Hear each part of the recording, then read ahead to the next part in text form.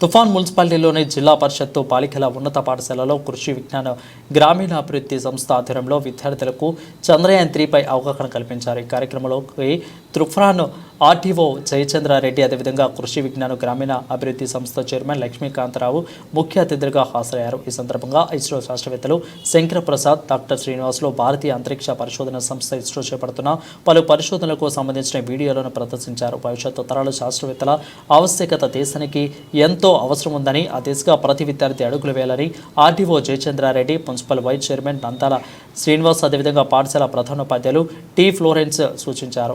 అనంతరం RTO Jayachandra Reddy municipal పాలకవర్గం ఉపాధ్యాయులు బృందంతో కలిసి వనమహోత్సవ కార్యక్రమంలో పంగా పాఠశాల ఆవరణలో మొక్కలు నాటారు. ఈ కార్యక్రమంలో తహసీల్దార్ విజయలక్ష్మి, కమిషనర్ కాజా మొయిద్దీన్ అదేవిధంగా కౌన్సిలర్లు, పాఠశాల ఉపాధ్యాయులు పాల్గొన్నారు.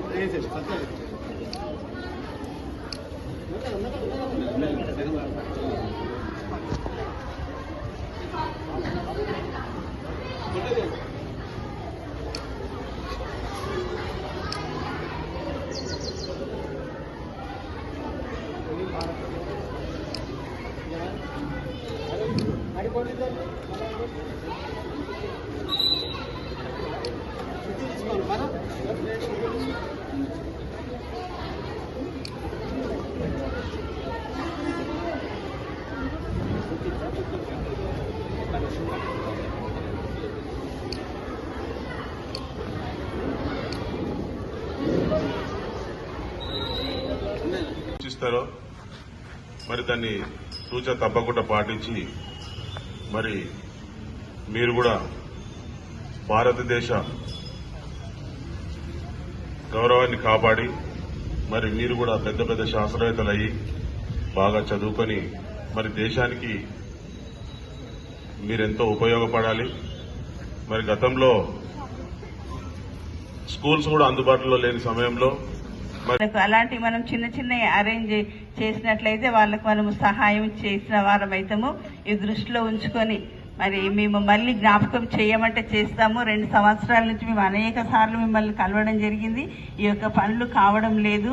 దయచేసి మరి కౌన్సిలర్లు, చైర్మన్, అధికారులు అందరూ మా మధ్యలో ఉన్నారు కాబట్టి ఈ విధంగా కార్యక్రమాలకే వాడుకోకుండా కొంచెం మా పిల్లలను ప్రోత్సహించి వారికి కొన్ని చిన్న చిన్న సహాయం మా పాఠశాలకు చేయవలసిందిగా మమ్మల్ని జ్ఞాపకం ఉంచుకోవాలని కోరుకుంటున్నాను. మరి విద్యార్థులను ఎంతగానో ప్రేమించి ప్రత్యేకంగా సైంటిస్టులు దాదాపు 3,83,000 కిలోమీటర్ల దూరం అనేటువంటి మనిషి యొక్క మేధస్సుకు అంతం అనేటువంటిది ఉంది. ఈ రోజు ఎంత అదృష్టవంతులు అంటే మీరు ఈ రోజున మనం చూస్తున్నాం, మన దగ్గర బస్సు రావడం జరిగింది. అవి ఎట్లా పనిచేస్తాయి, రాకెట్స్ అనేటువంటి ఎట్లా పనిచేస్తుంటాయి, ఎట్లా పోతాయి చూడండి. కొన్ని వందల రాకెట్లు భారతదేశ ఇస్రో యొక్క ప్రత్యేకత. చిన్న ఉన్నప్పుడు నేను 4th క్లాస్ లో ఉన్నప్పుడు జిఎస్ఎల్వి, పిఎస్ఎల్వి అనేటువంటి రేడియోలలో వినేటువంటి వాళ్ళు. మాకు తెలిసి కస్తూరి రంగన్, ఇస్రో చైర్మన్ కస్తూరి రంగన్ అప్పటి నుంచి నాకు వినేటువంటి వాళ్ళు. కస్తూరి రంగన్ తర్వాత కార్తికేయను, తర్వాత మొన్న శివన్ చూసినాం, మొన్న ఎవరిని చూసినాం, మనము సోమనాథ్ గారిని చూసినాం. ఇంత పెద్ద సైంటిస్టులు మన దగ్గర ఉన్నారు. సో మీకు ఈ అవకాశం ఏంటంటే ఈ కోళ్ళకే చూడకండి, మీరు కూడా ఒకసారి ఆకాశంలో చూడండి. ఒక సుదూరమైనటువంటి స్కోప్ అనేటువంటి మనకు కనిపిస్తుంది. విశ్వంలోకి చూసినప్పుడు మన భూమికి చూసినట్లయితే ఒక చిన్నది చెప్తా చూడండి. పందేట తన జీవిత కాలం లోపల తన తలను ఎప్పుడు కూడా పైకి వేయదట. ఏ రోజు వేస్తుందంటే అది చచ్చిపోయే రోజు. దానికి సైకిల్ కట్టుకుంటారు చూడండి, చంపే రోజు. మీకు తెలుసు, పందిని దానికి దొరకబట్టి దాని కాలు చేతులు కట్టేసి దాన్ని ఒక సైకిల్ మీద పెట్టి తీసుకుపోయేటప్పుడు ఆకాశం వైపు చూస్తుందట. అప్పుడు అనుకుంటుంది రిలేటెడ్ సెల్ ఫోన్ తీసుకుంటది. ఇంత టెక్నాలజీ దీని వెనుకుంది. మీకు అర్థమైందా? రైట్. అంటే నేను చిన్న ఉన్నప్పుడు 1986లో ఇప్పుడు హీరో వెంకటేష్ ఉన్నాడు. మీకు ఐడియా ఉందా? హీరో వెంకటేష్ ఐడియా ఉందా? సూర్యకాంతం ఐడియా ఉందా? సూర్యకాంతం ఒక ఆమె ఉండే. ఇప్పుడు పిల్లలకి ఏమి తెలుస్తలేదు, అందుకోసం నేను అడుగుతున్నా. రైట్. వెంకటేష్ తెలుసా? పోనీ F2 hero, F3 hero idea ఉందా?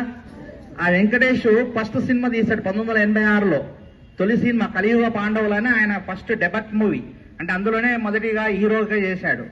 ఆ సినిమాలో ఒక డైలాగ్ ఉంటుంది. నేను అప్పుడు 8వ తరగతి చదువుతున్నాను. అప్పుడు ఒక సినిమాలో డైలాగ్ ఉంటుంది. ఏం డైలాగ్ ఉంటుంది ఎరికైనా? ఆయన మామూలుగా వాళ్ళ తండ్రిని, సమాజాన్ని తిడుతూ ఒక డైలాగ్ ఇస్తాడు. ఏమిటి అంటే, ప్రపంచం అంతా అపోలో అపోలో అంటుంటే భారతదేశం అప్పులు అప్పులు అంటుంది అని. అర్థమైందా? ప్రపంచము అంటే అమెరికా అపోలో అంటే భారతదేశము అప్పులు అంటుంది అని 1986లో చెప్పాడు ఆ సినిమా డైలాగ్. చాలా మందికి అపోలో అంటే అర్థం తెలియలేదు అప్పుడు. అపోలో అంటే ఏమిటి? రైట్. చాలా మంది ఇప్పుడు అడిగినా కానీ అపోలో అంటే ఏమిటి అంటే హాస్పిటల్ అని చెప్తారు. మిమ్మల్ని అడిగినా కానీ చెప్తారు అపోలో అంటే ఏమిటి అంటే, నేను గూగుల్లో కూడా చూసినా కానీ అపోలో అని కొడితే ఏమొస్తుంది ఎరికైనా? హాస్పిటలే వస్తుంది. ఎందుకంటే ఇప్పుడు తెలిసినది హాస్పిటలే. కానీ 1986లో అపోలో అంటే ఏమిటి? అది చాలా మందిలో క్యూరియాసిటీ జనరేట్ అయింది. నాలో కూడా క్యూరియాసిటీ జనరేట్ అయింది. ఏంది అప్పులు ఏంది, అపోలో ఏంది? అప్పుడు అపోలో హాస్పిటల్ రాలేదు. అపోలో ఏంది? రైట్.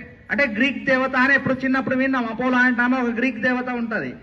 కాదు, అమెరికా ప్రయోగించేటువంటి వాహన నౌక పేరు అపోలో. మీకు అర్థం కాలేదా? శాటిలైట్ ను ప్రయోగించే, అంతరిక్షంలోకి శాటిలైట్లను ప్రయోగించే రైట్ స్పేస్ షటిల్ అది. ఆ విమానం అనుకోండి, ఇంకేదో అనుకోండి, మీకు అర్థం కాలేదా? దాని పేరు అపోలో. అమెరికా ప్రపంచమంతా అపోలో అంటుంటే ఇండియా అప్పులు అంటుంది అని అప్పుడున్నటువంటి బ్యాక్వర్డ్నెస్ ఆయన వెంకటేష్ సినిమాలో చెప్పాడు. మీకు అర్థమైందా? కానీ ఇప్పుడు 40 ఏళ్ల తర్వాత, కరెక్ట్ గా 40 సంవత్సరాల తర్వాత తిరిగి చూస్తే భారతదేశం కూడా ఆ స్థాయికి ఎదిగింది 40 ఏళ్లలో.